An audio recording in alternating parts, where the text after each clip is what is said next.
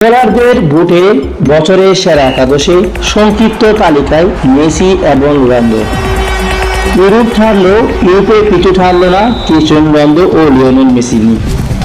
ফুটবলের যেসব তালিকা আগে শুধু ইউরোপ খেলা ফুটবলারদের দাপট দেখা দিত, সেখানে এখন মেসি রোনালদো ঢুকে পড়েছে অনায়াসে।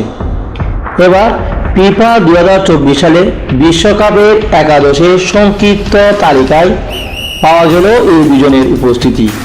26 জনের এই তালিকায় ইউরোপের বাইরে থেকে শুধু এই দুজনের জায়গা পেয়েছেন। 2023 সালে জুনে পিএসজি ছেড়ে ইন্টার মায়ামিতে যোগ দেন মেসি। এর আগে জানুয়ারিতে ম্যানচেস্টার ইউনাইটেডের বিদায় জানিয়ে রোনালদো যান সৌদি আরবের ক্লাব আল নাসেরে। ইউরোপ ছাড়ার পর অনেকেরই ধারণা ছিল এই দুজন হয়তো ফুটবলের বড় পুরস্কারগুলো তালিকায় আর জায়গা পাবেন না। নিজের সেরা সময় পেছনে ফেলে আসা এই বয়সের বিবেচনাটিও ভালোভাবে নেননি অনেকে।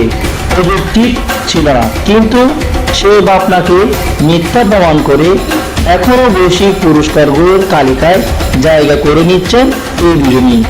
কদিন আগে বেস্ট খেলোয়াড় হিসেবে সংক্ষিপ্ত তালিকা থেকে আলোচনায় এসেছেন মেসি, আর এবার ফিফার বর্ষসেরা একাদশে তালিকা পাওয়া গেল মেসি রোনালদো দুজনেরই উপস্থিতি। আলাদা গুরুত্ব দেওয়া হয় বুটিং পদ্ধতির কারণে।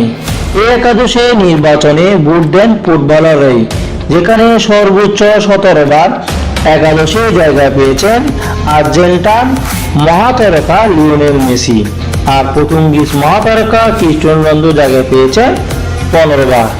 2007 সাল থেকে মেসি প্রতিবারই একাদশে জায়গা পেয়েছেন।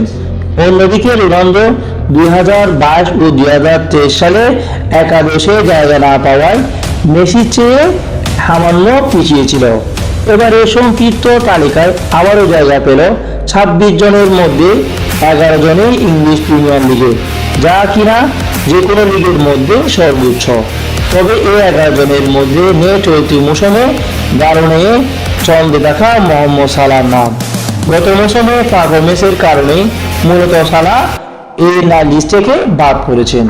এই তালিকায় অবশ্য শুধু ম্যানচেস্টার সিটি থেকে স্থান পেয়েছে 7 জন।